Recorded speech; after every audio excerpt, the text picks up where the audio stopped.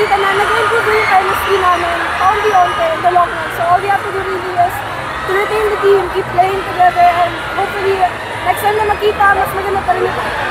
Kaya in terms of growth, ano yung masasabi mo sa team? Ano yung pinakamalaking pinagbago since yung challenge ka pa ngayon? Yun nga po, I think individually, marami pa kami kailangan i-improve as a team. So si coach naman has told us many times to be patient with ourselves and with the team. With Vietnam naman and more experienced teams, ganito rin naman yung pinagalitan na dati.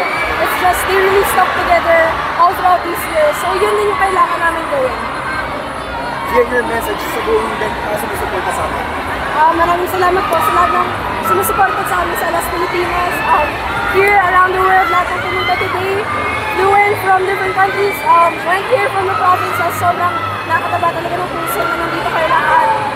Lahat ng laban namin, lahat ng pinaghihirapan namin sa Greek para sa inyo talaga. So hopefully magkita tayo ng competition.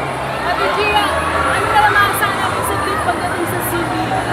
Sa CV League naman, ganun din naman po, makakalaban natin yung mga teams na makakalaban natin sa Super. It's the same. After today's game, we go back to the drawing board, we go back to training, improve what we can from this game, individually and as a team. So ganun din naman talaga ang volleyball. Kaya, tawag mo ito ako ng wait ako yung mag-team. Dahil sa importante na yun na nasimulan yun yung ganun continuity in terms of the program of the next year. Yeah, because now we're going against teams na tumanda sa loob ng national team.